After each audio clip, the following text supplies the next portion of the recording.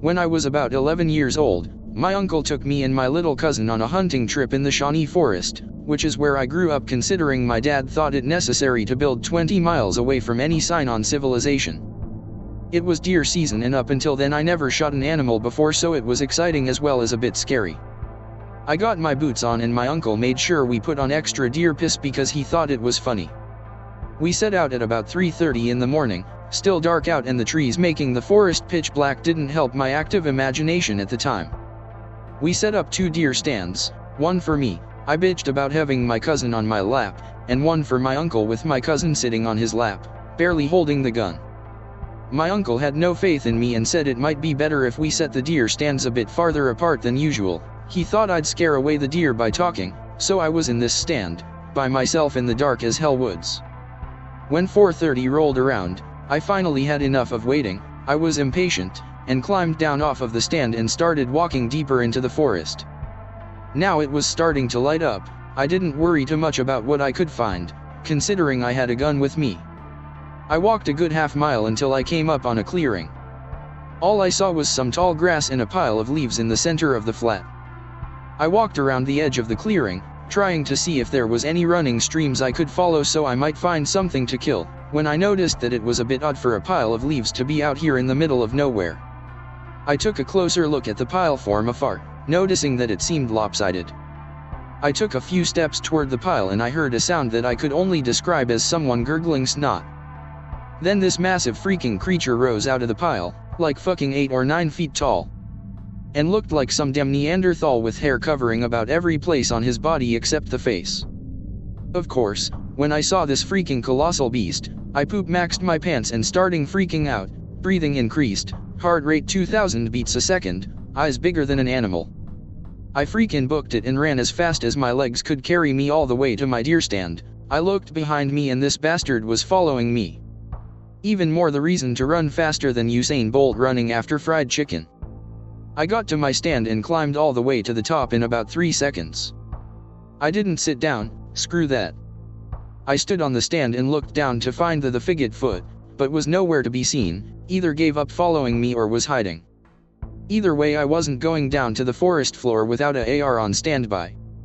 I probably waited in the stand for a good hour. It was around 6 when my uncle showed up with my cousin and said it was time we start heading back. I of course told him what happened. "Kirk, I saw a big hairy creature down there. That's why we're hunting deer, Anon. You're supposed to shoot them." But this wasn't a deer, it was like a Bigfoot. LOL, sure buddy. And that was it for my argument. And I came down, looking everywhere, trying to see if that freaking thing was waiting somewhere. We started to head back, and on the way my uncle said he had to take a leak and he left his gun and my little cousin with me. It was about 5 minutes, way longer than it should have been when my uncle comes back.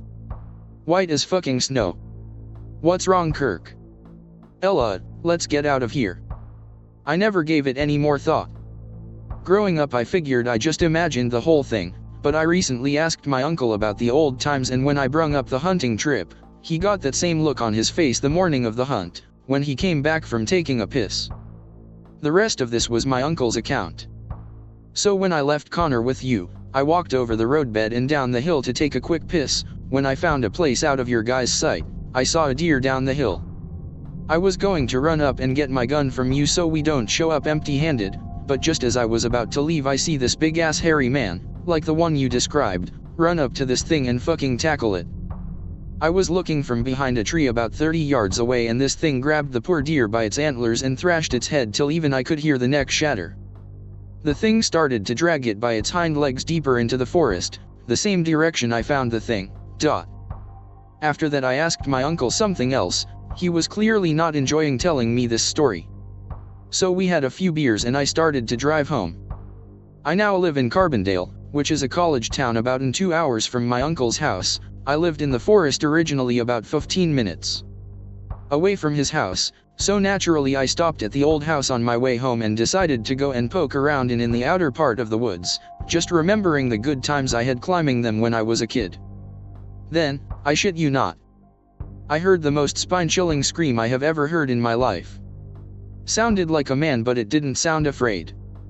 I got in my car and have never set foot in the woods again. The only audio I could find that sounded close to what I heard is this. YouTube link to unavailable video. Sound clip 4. Used to live really near Carbondale, Illinois. I remember the local stories about ridge runners as they called them around there. My brother and his friends went out one night in the Shawnee Forest with a spotlight mounted on their car and saw a tall human-like creature that charged them and broke the side mirror trying to smash the spotlight. A cop stopped them a little later because of the spotlight, because poachers sometimes use them to hunt with. When they told him their story, he seemed to believe them and told them to stay away from there at night.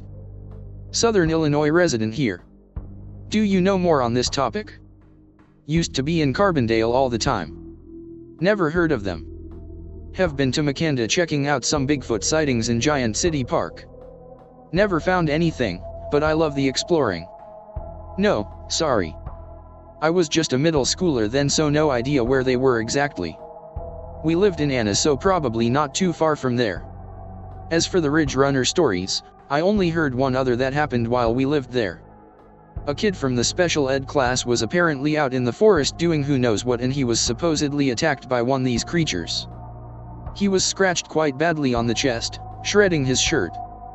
He showed these scratches to a lot of the kids at school, inspiring my bro and his friends to take their trip out there. I'm this Anon. I've never heard of ridge runners around here. The story took place around Pope. Small ass town, nothing goes on down there except the Shrimp Fest. When I was 16, I'd go to the town bar, called Sweetwater. We had people from all over the place come to the bar. Mainly because the town had a ferry that went across the river to the Amish village in Cave and Rock. So I'd get to talk to a few people who weren't from around there, and they had some creepy stories. Some were about Bigfoot, some were about UFOs and shit. Normal town tales. I'd get found out and thrown out of the bar, but it was a small town, so the cops never really gave a damn. OK/X, settle in, get cozy, I have a story to tell you. I don't have this pre-written, so bear with me. 2010. I was a junior in high school at this time. Lived just outside of Tucker County, West Virginia. Don't want to go into any more detail than that because it would be pretty easy to find my old house on Google Earth. The area was pretty rural. I didn't have any neighbors closer than a couple miles away. Had the house to myself for a few days. Dad was a trucker. Decide to invite some friends over. Call up delinquent friends. Elijah, Jonathan, and Josh. Our friendship was mostly based on us all being shithead stoners. We didn't do much else besides smoke when we hung out. Back on point. Call them over. Jonathan drives his shitbox truck over and picks up Josh and Elijah on the way. They arrive at my house, warm earbuds are had all round. We get shitty music going through shitty speakers. Pretty typical start for one of our nights. Sorry for the short posts, I haven't been to /x/ in years, I'm not sure when I'll get cut off or whatever. Just decided to share this on a whim. At this point we're all completely sober.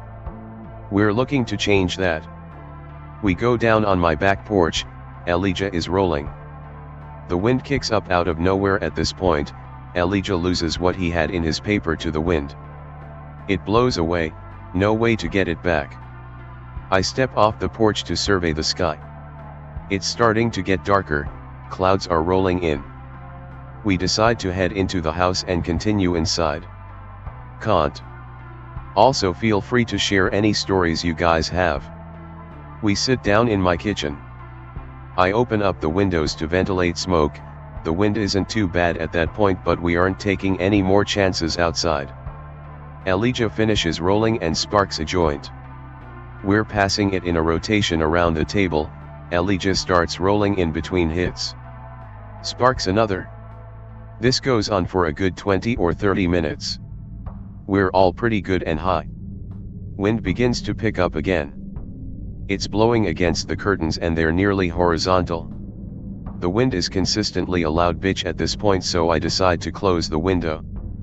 Weather is obviously getting worse at this point, looks like storm clouds are setting in.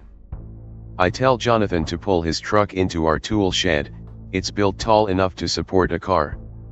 I push the some shit to the side and he rolls his truck in. Just barely fits. I close the doors and lock them to prevent them from blowing open. Had happened once before.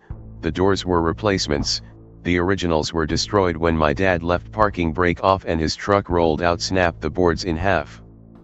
The wind is pretty harsh at this point, it made closing the doors difficult.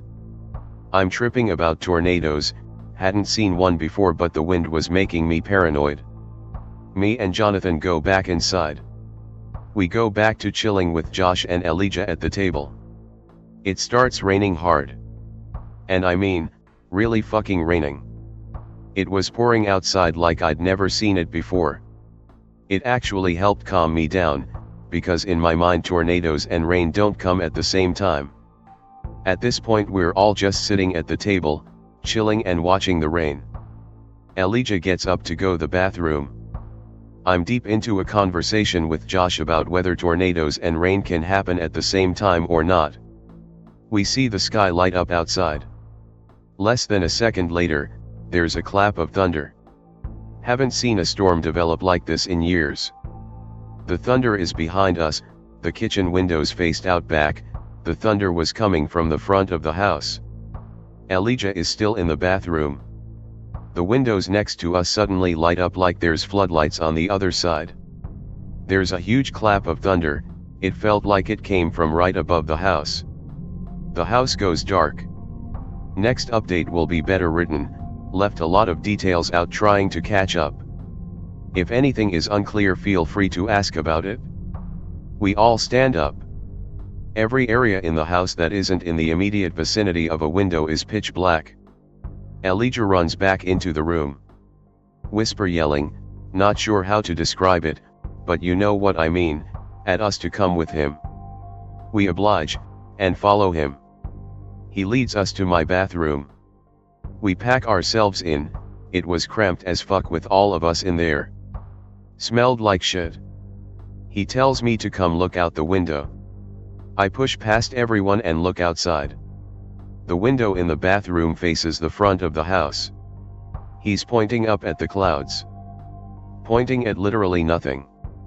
I ask him what the fuck he's trying to point out. He just whispers wait. I stare out the window.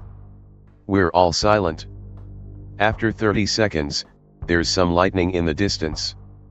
I watch the lightning. You wanted me to see the lightning?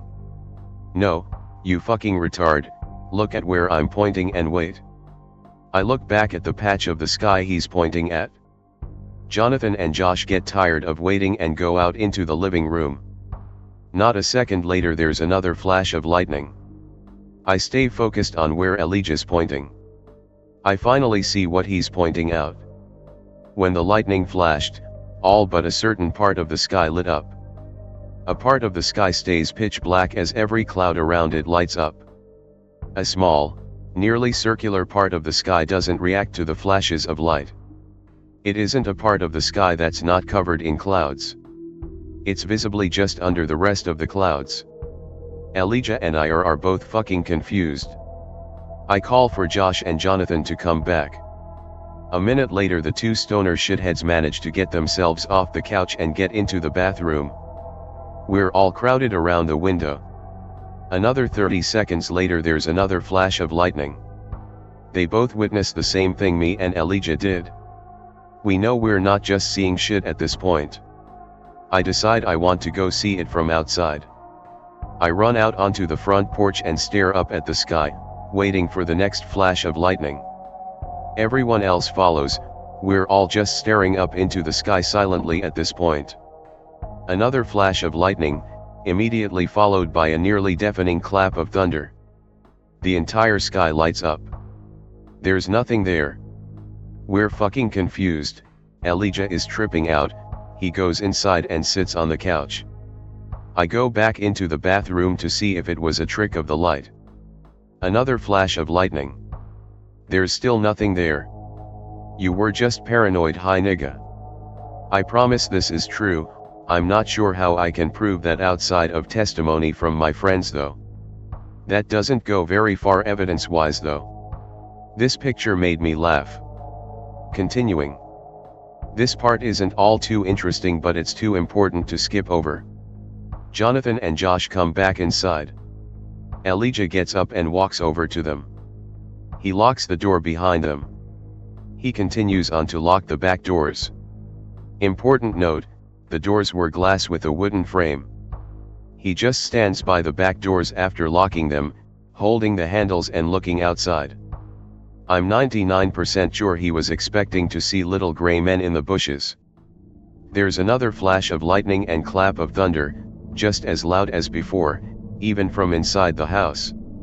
Elijah flinches and turns his head to look at the sky. I walk over and join him. Josh and Jonathan sit down on the couch. Lightning flashes a few more times, neither of us see anything unusual.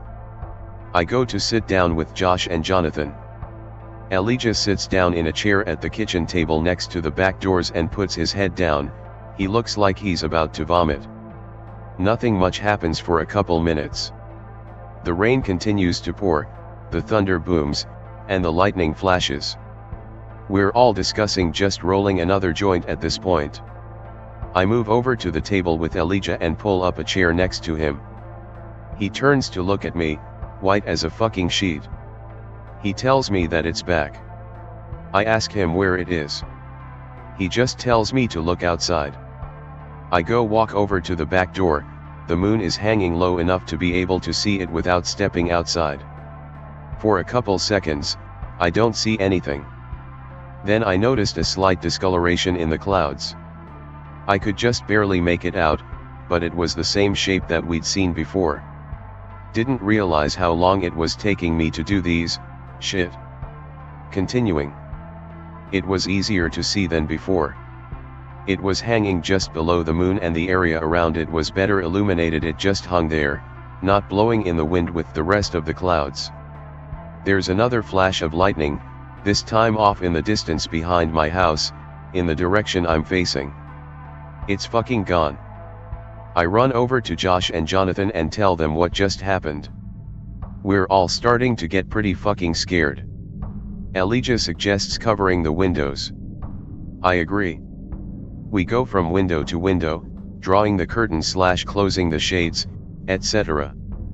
We're all huddled in my living room, with the only light present coming from our phones and the occasional flash of lightning. We're just sitting around and talking at this point, still high. Elijah's completely silent. He looks like he's asleep, but every couple minutes he perks up, hushes everyone, and looks at the back door. Nothing happened at those times. 20 minutes passes. Elijah perks up again and tries to hush everyone. Jonathan tells him to shut the fuck up. Elijah leans into him, wide-eyed, and whispers to him to be quiet. We're all dead silent for a second. You could hear a pin drop. Jonathan looks like he's about to say something. We hear the front door knob and back door handles turn simultaneously. Both are locked. Both knobs / handles are dropped back into place at the same time. Elijah stands up, shaking. We all follow suit. We're all completely silent and fucking horrified. Continuing. The end of this story isn't far now. I gesture for my friends to follow me. We walk into my room. I shut and lock the door behind us. The window is already locked, and the curtain are drawn. We all decide it's a good idea to call 911. Josh pulls out his phone. He still has signal. He dials 911. I grab an old aluminum bat I have under my bed. I'm pacing around my room. Elijah is sitting on the edge of my bed with his head in his hands, and Jonathan is sitting next to him looking like a shithead. Josh gives them our address, tells them that somebody is trying to break in. They tell him to stay on the line. He does. Signal drops. At this point we're reasonably sure that there's going to be an officer dispatched and sent to my house. We're getting a bit more talkative. After a couple minutes of silence, outside of the rain and occasionally thunderclap, we begin to get a bit of courage back. We decide to go back out into the living room. Didn't want to be trapped in my room if something got in. I unlock the door, we step out slowly into the living room. I'm gripping the bat so tightly my knuckles are white. We make it into the living room. Nothing's gotten in. We're all standing around in the living room like idiots, just waiting for something to happen. I turn to talk to Elijah. Lightning illuminates the house again. I can see the shadow of person on the ground, coming from the hallway we just walked out of. Me and Josh both see it. We go silent. Jonathan and Elijah quiet down as well. We can hear quiet breathing from down the hall. They both turn to face the hallway. A few seconds of quiet, raspy breathing, followed by soft footsteps. I book it towards the back door. I unlock one side and throw it open, and yell for them come. They all run outside. I take one look back. There's a silhouette of a human standing just next to the hallway. And one just next to the bathroom. I throw the door shut and run after my friends. They're circling around the side of the house, trying to get around front. I'm lagging slightly behind. It's still pouring out, we're all already drenched from being out for just a few seconds. The long grass is wet and slippery. They get the corner of one side. I can hear the door I shut swing open behind me. I don't look back. I turn the corner, I'm still lagging behind. I can hear the grass around the corner behind me being crunched down. I fucking bolt forward and nearly catch up with my friends. I'm only a 2 or so yards behind them. I stop hearing the grass behind me being crushed. They turn the corner to get to the front of the house.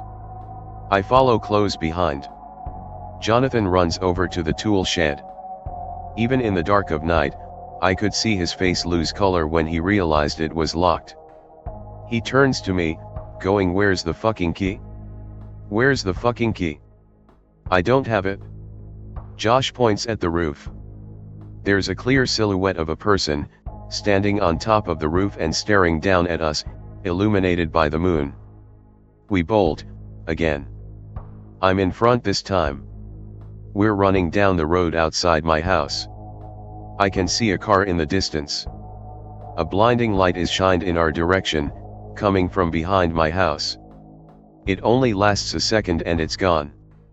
The car is 100 feet away at this point. We stand out in front of it and flag it down. It's one of my neighbors from a couple miles up the road. He stops and asks us what's going on. We tell him someone tried to break into our house and chased us. He believes us, and starts to call the police. I told him we already had. He tells us to stay by his car until they get here. Continuing. The story is pretty much over at this point. Sorry for the lack of a real climax. I'm telling this as it actually happened. Going to stop green texting here. The cops got there about 30 minutes later. It was about 1 in the morning by then. They checked around the house, and didn't find anything besides the fucking weed we left on the table. I took the blame for that, and got in a lot of fucking trouble. Wasn't my first offense. The officers decided we just went crazy on drugs and that no actual break-in had taken place, so no real investigation ever happened. So I got charged with possession, and was put on parole for a short period of time. When my dad got back, a week later, I got in a fuck ton of trouble, and got sent to live with my mom, because he didn't think I was fit to take care of myself without him around anymore. It was a bit of a relief to not be out in that area anymore, but I fucking missed my friends a lot. It wasn't a good time. I'm not sure what else there is to say, besides fuck cops in rural areas. They're a bunch of power-tripping assholes. I'm happy to answer any questions or tell Elijah's story, which is pretty short. Again, sorry for there not being any real climax to the story. I didn't want to spice it up to be more interesting. Again, all of this did actually happen. Always with this kind of stories, I think, you see something spooky looking and you run away, 'cause it's spooky, but what if you are brave enough to confront that shit? Will they expect you to do that or what? Could really pretty bad happen or no? I used to think that if something like that happens to me someday, trying to confront it could make a really interesting outcome to the situation. But then I really think that I would just run away and escape like everybody would do. It would be interesting to see that. Honestly, if they were aliens, like everyone suggested, I'd imagine they'd be more than prepared for that. It's just instinct to run, though. Might not have gone the same way if we'd had a gun with us at the time, but that's the way it went. I think about what would have happened if we'd done just a single thing differently every day. Also, to clarify, I stayed in West Virginia for 3 months until my parole was up, and then was sent to Utah to live with my mother. I did keep in touch with my friends. Yup, can't say I'm unhappy about that. Seems like the thread died. Just to gauge interest, how many people are still lurking, that want to hear Elijah's story? Okay, cool. I'm gonna shorten this to fit in one post because it's 2 a.m. here and I gotta get to bed. Elijah moved to Arizona in 2014. This happened a few months ago. At some point he and some friends take a drive up to Flagstaff. He and 3 other people are going. They took 2 cars, 2 people in each. Elijah's driving. When they get to emptier areas, dude didn't have his license, still doesn't, while his buddy gets some rest. He's driving through the forest in the middle of the night. I know this is cliché, bear with me. Out of nowhere a tall woman with long, gangly arms and legs starts running out into the road. She's wearing a white dress-like thing and has long brown hair obscuring her face. She looks like she's a good 9 feet tall. She has her arms out in front of her. He passes her before she can run in front of the car. On its own, it wouldn't be all that interesting of a story. What makes it interesting is that when they were driving back, one of his friends driving the other car called him and said he had the same thing happen to him. Elijah hadn't told him about his experience at that point. Sorry if that one doesn't sound believable. I trust Elijah, though, so I believe him. Anyways, I'm out for the night. Sweet dreams. Good night everybody. I'll visit tomorrow to see if the thread is still up.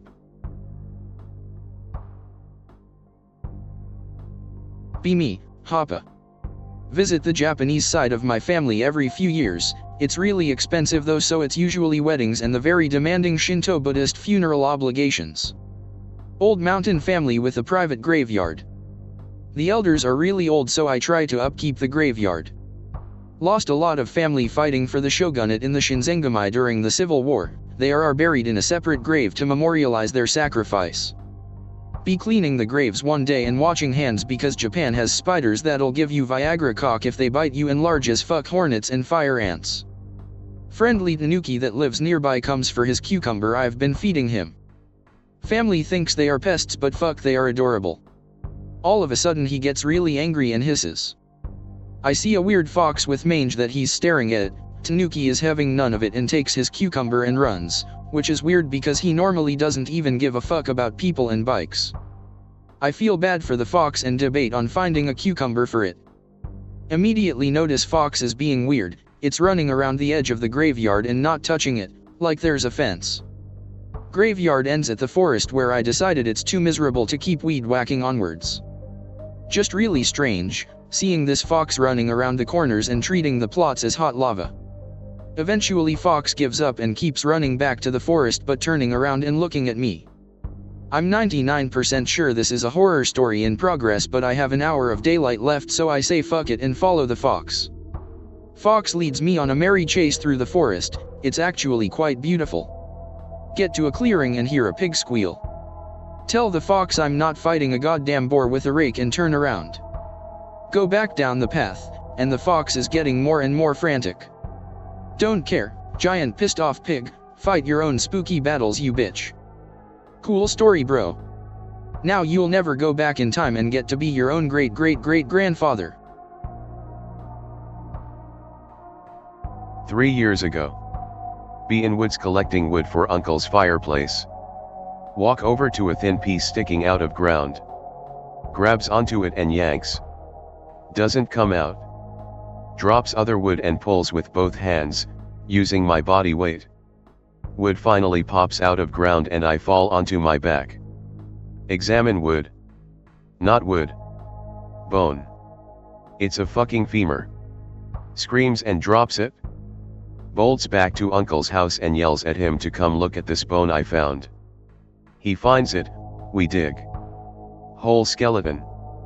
Call cops, they take body etc etc. Last people who lived on the property killed their kid and buried them.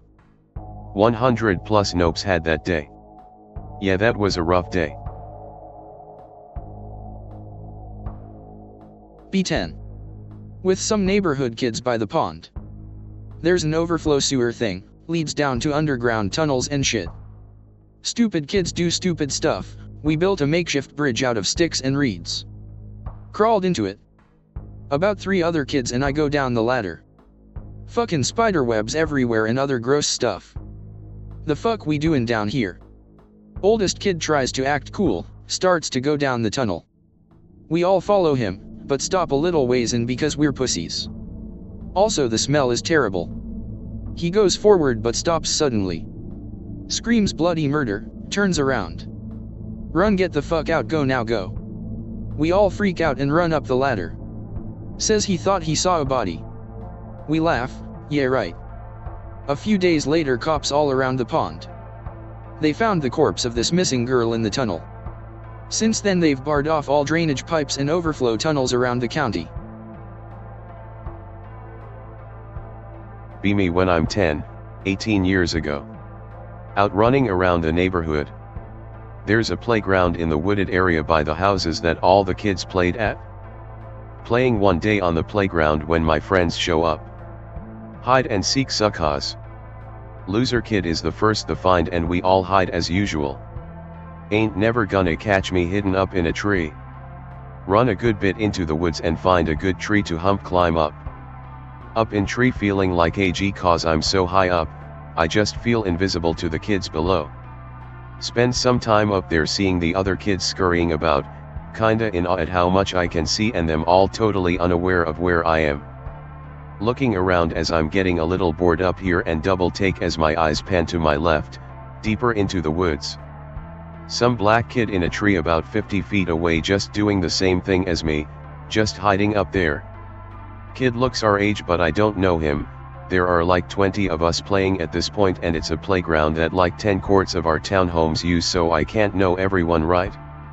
Don't think anything of it and just give him the SHHH fingers sign like he's gonna rat our spot out or something. Kid's just looking at me. No SHHH sign back, no acknowledgement, nothing. I spend the rest of the time keeping my eyes on him since at this point him staring at me was weird. Spend another spell up there just motionless, looking at this black kid looking at me until I just decide I'm done with this game. Climb down tree, get caught by the lookers halfway down. Don't give away black kid's spot since I don't even know his name and hopefully he'll be last found and have to seek first next round and we can leave him in the woods or something. We weren't the nicest kids, and the woods aren't too bad honestly. They all tell me I have to seek since I was the last one found and they make climbing trees that high off limits because it took so long to find me.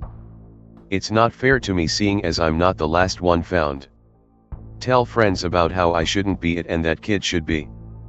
Point to the tree but way up where he was. No one fucking there. We're still at the base of my tree, no one has climbed down it. They make fun of me for not wanting to be it, for example, the kid that cries time out when about to be tagged type shit. It's dark enough that the street lights are on the road to the playground part of the woods and I use that as an excuse to leave. We all go to my neighbors and play Zombies Ate My Neighbors for the rest of the night, typically getting stuck when the giant babies show up. Never bring up the black kid again and moved from there when I was 12. To this day nothing about that kid makes any sense. There was no way down his tree like there was mine. Still live in the area and have a friend that still lives there. Since I moved, the playground portion has burnt down twice and there are stories of kids' underwear being found in dead trees and shit. It was well manicured when I was a kid, supposedly it's a real shady place now. Kind of similar to OP, when I was like 12 or 13, some friends and I were out exploring the woods behind our neighborhood. I lived in the country and it was miles upon miles of woods and farmland back there. We used to find all sorts of cool and creepy shit that would never be found again. There was just so much land back there and we didn't have any kind of map for any of it. We used to hike several miles no problem back into the woods. Well, one day we came upon a sort of tiny little shack at the top of a hill, deep in the woods. There was some kind of shop or garage operating next to the shack because of all the noise and smoke coming out of this little smokestack type chimney. At the bottom of the hill was a massive pile of butchered animals of some sort. Just blood and gore and dismembered parts. As evidenced by the blood smears on the hillside, whoever lived in that house on the little hill was just tossing butchered animal parts down to the bottom of the hill. Except a stream that ran into the nearby lake where the whole county got its potable water supply was right there. You could see the blood in the water. This person wasn't even trying to keep the carcasses and parts away from the water.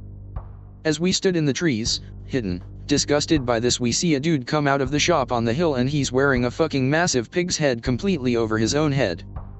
Like, WTF. Shit was terrifying. He was carrying a basket that he dumped down the hill, all assortment of what must have been pig and cow parts rolled down the hill to join the rest of the bloody mess. I still remember the smell. It was unlike anything I've ever come across since. We were so sickened and terrified that he took off running back through the woods in the direction we'd come. One of my idiot friends screamed like a banshee as we took off, and the pigman atop the hill must have heard it for sure. We ran for I don't know how long until we all had to stop to catch our breath.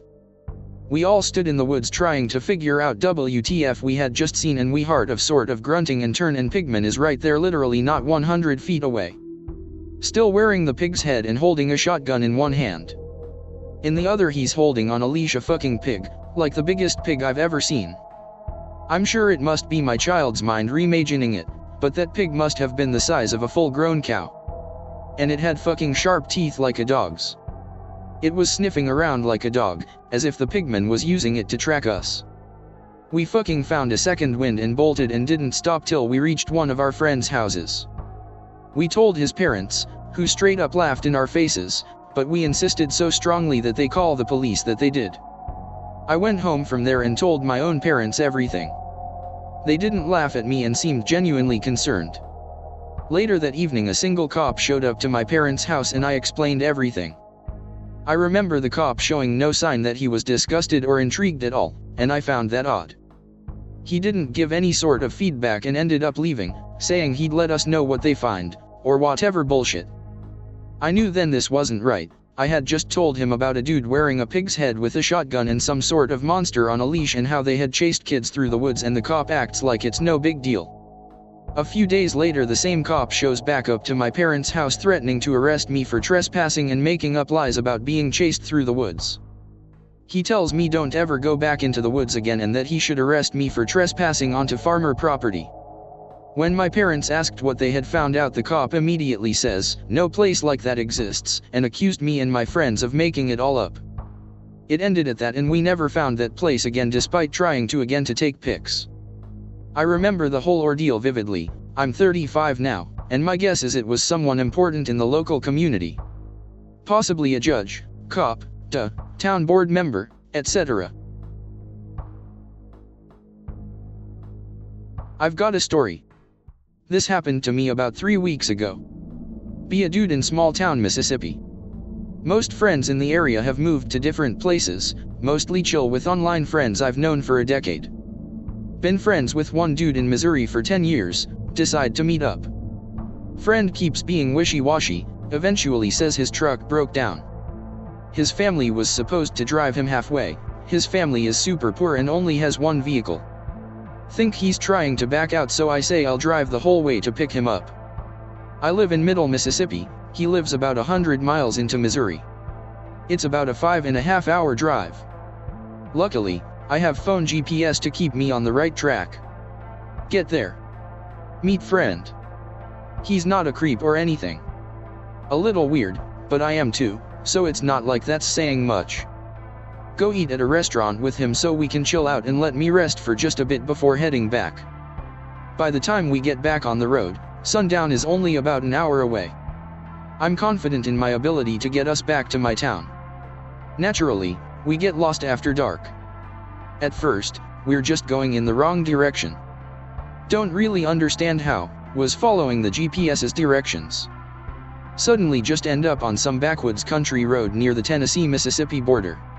Not really freaking out since the GPS auto-corrected us onto a route. The only problem is that Mississippi's major cell phone company, the only one that really has good service in-state, is also pretty much exclusive to Mississippi and parts of the Southeast. Connection cutting in and out, GPS on phone not updating properly. End up more lost, but we have a full tank of gas so we're not going to run out before we're back to an area I know. End up driving over a well-lit dam, stop joking about how we're going to end up in a creepypasta. Have to piss. No other cars are coming so I just stop, get out, and piss off the side of the dam. Around this time, friend and I notice a fire in the distance on the other side of the dam. Assume it's a bunch of teenagers having a bonfire on a Friday night and drive to other end of dam since the GPS says to go that way. Upon getting close, we see no one is around this massive, meticulously constructed bonfire. Inside of the bonfire are the burning bodies of what look to be coyotes. Something looks like it's writhing in the fire. Nope, right the fuck out of there, drive about 70 down country roads for 15 minutes in a panic. This was a mistake. Look down at phone, see GPS just won't get a fucking signal to update.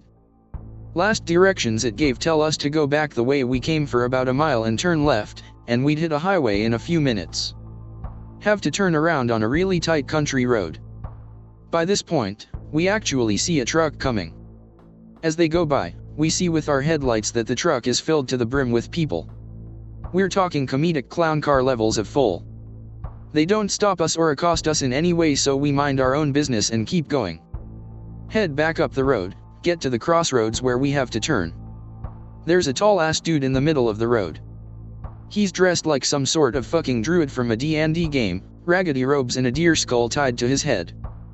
The guy points a finger at us but doesn't move. The forest around us seems to go berserk. Crows cawing, freshly blooming leaves rustling like there's a tornado, pandemonium all around. Start seeing what I think is another guy come out of the woods behind us. Friend had his window down, leans out, pulls out a fucking pistol of all things, and shoots the deer skull guy in the leg. He kneels, and he roars like something not of this earth. I shit 10 kinds of bricks, floor it, and we zoom down that road. We manage to make it onto a highway but don't stop speeding until we get pulled over by a highway patrol guy in Corinth. Cop asks us why we were going 90. Explain that we saw some freaky shit near the state line. The dude actually seems to understand. You're safe now. I'll let you off with a warning. The way he worded that is what sticks with me. You're safe now. Make it back home, barely sleep that night because of adrenaline rush. Somehow, the fact that my friend was packing a gun doesn't faze me at all, always knew he was a gun nut. Have a relatively normal week after that. Get to shoot some shit. When I have to take him back, make damn sure that one of my cousins, who are proper rednecks, goes with me and make sure he's armed. Still entertain this stupid fear that whoever the fuck it was that was behind my car could read my license plate and track me down. Still don't understand why someone would be practicing druid shit in Jesus country. But it's Mississippi. Weird shit happens here all the time. Moved to Kentucky for fire service. Buy 10 square miles of hilly forest with home at an auction. Old owner lived there his whole life, died on the land, family sold it to make a quick buck.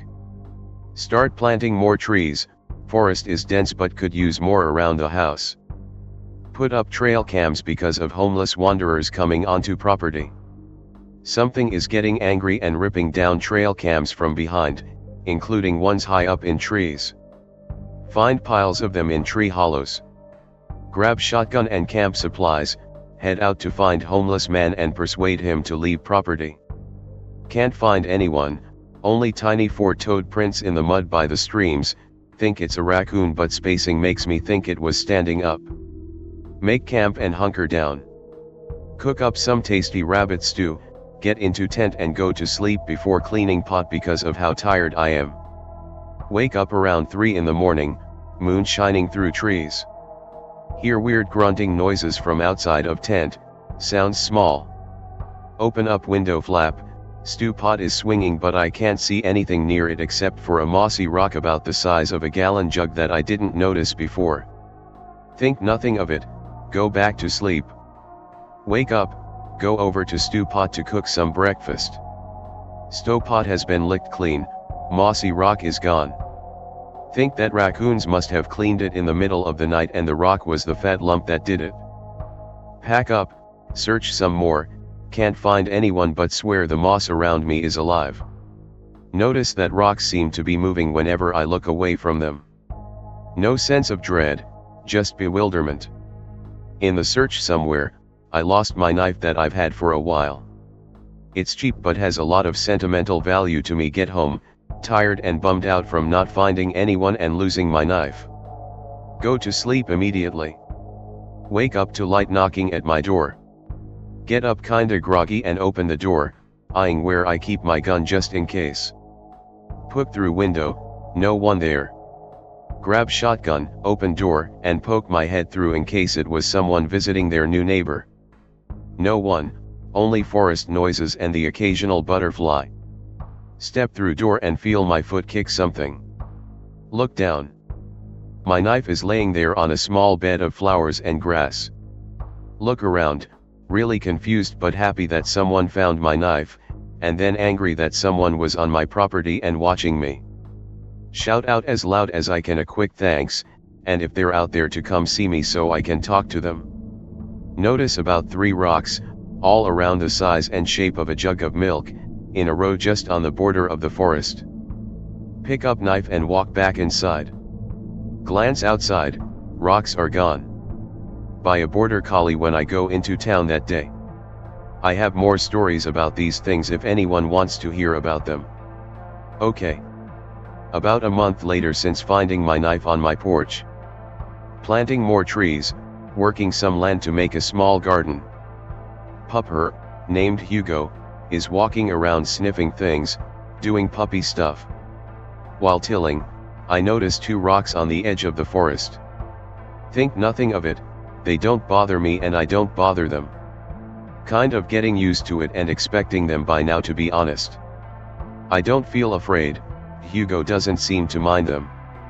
Start getting really into my garden, lose track of time and look up to find Hugo to take him inside with me for a break. Hugo gone, I'm freaking out because I love the little guy, look around frantically and see him by the edge of the forest, sniffing one of the rocks.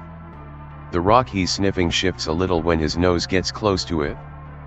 I get up to run over to Hugo to keep him from getting hurt or something in case a rock tips over on him. That's when I see the moss on the rock shift and sprout out a tiny, spindly little arm. I stop walking for a second and blink to make sure I'm not seeing something.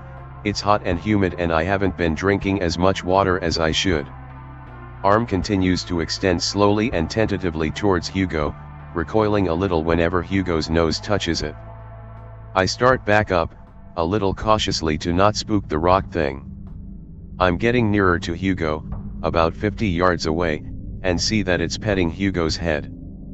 Hugo is wagging his tail and generally seems to be enjoying it. I get about 10 yards away when I step on a twig and make a loud noise.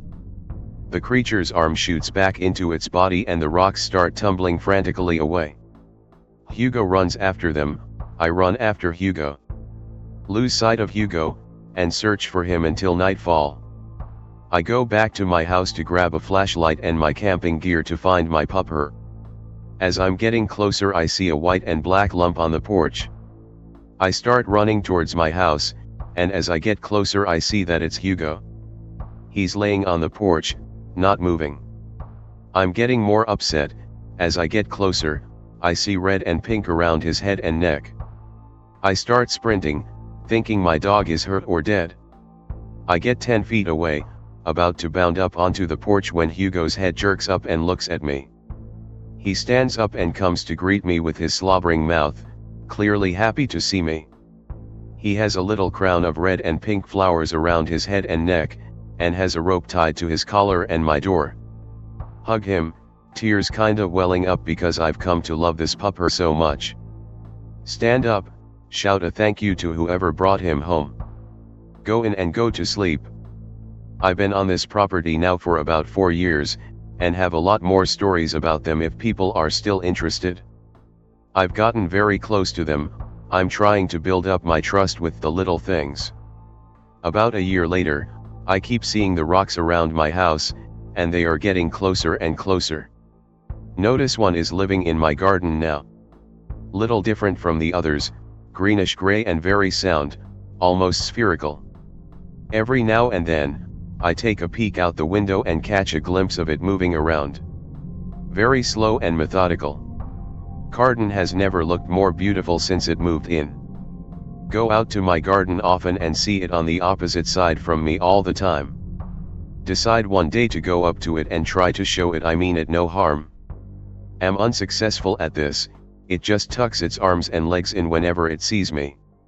Looks like a chubby sloth carved out of stone, but no mouth or nose from what I can tell, just 2 beady little eyes. I decide to leave it alone. It seems to be helping me with the garden, and I appreciate that. Notice that sometimes, some of my veggies will be gone, or half eaten and sitting by the stone. Let it have them, leave some veggies near the edge of the forest. One day, notice that the stone is gone.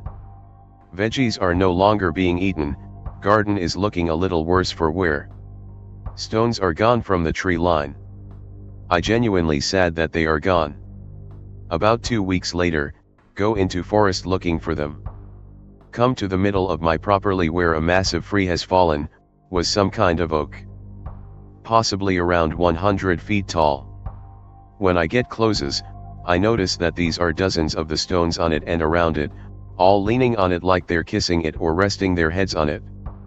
Overwhelmed with a sudden sense of sadness, almost like a family member died. Walk over to the tree and place my hand on, whisper some sweet nothings to the stones. I go back home alone, spending almost 3 hours at the feeling boost of an old friend for some reason. Remember, I have a white oak septing in my yard outside of my house. Dig it up and lake Illo the bigger oak in the forest the nexel clay with Hugo. Land it next to the fallen oak, so that it will replace the giant hole the older one left. El Lago is walking around to the stones, catch a glimpse of Alo pulling him. A few days later, notice the stones are back on the edge of the forest. Garden Sloan is back, and everything looks lush and vibrant again. I guess it's not really scary, but it does involve a crazy homeless guy. Go out into the forest one day with Hugo to look around for bums, say hi to some mens, and just to be outdoors. Notice more and more signs of a homeless person living here. Trash everywhere, broken branches and plants, etc. Finally make it to whom I think the guy is camping, find a shelter and take it down, but neatly fold it for him so he can get off my property quickly. Starting to get dark, I'm getting a little worried that I missed him or he's dead somewhere on my property. See someone moving deeper in the forest, shout out to him to stop and talk to me. The guy has a pickaxe, so I keep my shotgun ready in case he gets violent. See, he's smashing something with it. Freaking out, thinking I just stumbled onto a killing. That's when I hear the unmistakable sound of rocks being smashed. Fire into the air and get his attention damn quick. He drops his pickaxe and puts his hands up, mumbling something unintelligible. My adrenaline is pumping, Friday shaking, and Hugo is going mad on his leash. Scream at him about smashing the rocks. He starts saying how they were following him and throwing stuff at him. Almost shot him then and there, but instead I lead him at gunpoint to the edge of my property and told him to get out and never come back. Few days later, got a call from the sheriff's office about a body they found near my property. Homeless guy, beaten to death and stuffed into a tree. Tells me there will be a deputy coming to talk to me. Deputy shows up about an hour later, questions me about if I had any interactions with the homeless guy. Tell him no, he starts to leave. Turns around on my porch, mentions my stone fence is a little low, but looks good. Look around, see the entire edge of the forest around my house is surrounded by stones. Tell him thanks, and see him to his cruiser. He leaves. I look back at my house. I've got a lot of small ones, like gifts and whatnot. They leave me flowers, sometimes morel mushrooms, things I've lost, etc. I've been giving them about a third of my veggies, and they seem to like that. More and more show up in my yard, rather than my tree line, and only seem to move when they don't notice me there. They're very slow moving, and the only time I've ever seen them move quickly is when they roll. I have a lot more animals in my area now, and the forest and yard/garden are much more lush and green when they are around. They seem to disappear during storms. I think they either go into tree hollows or patiently wait it out under other kinds of cover. The garden rock likes to go into a small covered trellis I built it for when the rain comes. Never heard them speak, and have only seen their faces a few times. It's just an oblong rock with beady black eyes that look like polished black glass. Very spindly arms and legs, not bony looking but more vine-like. They tuck back onto the body and aren't noticeable. 4 toes and 3 fingers and a thumb. Bodies are shaped like a bullet, and they are about the size of a gallon jug. The garden rock is more round, though. Their head sits on the front of the body rather than on top, and kinda blends into it. The eyes are wide-spaced, almost parallel to each other, and about the size of small marble. They are covered in moss, and can range from green to a burgundy. I think that might indicate age, but I don't know. When they stand up and walk, they look hunched over, and they tend to waddle more than just walk with arms out like they're carrying something under them. There were a couple things left in the house, like some personal documents, mostly health records. Other than that, I know the guy came from Holland, and that he built the house when he came over in the 50s. None of his family wanted the land, they just seemed to want to make some quick cash. I did let them spread his ashes in the forest though, because that's where he spent most of his time with his wife.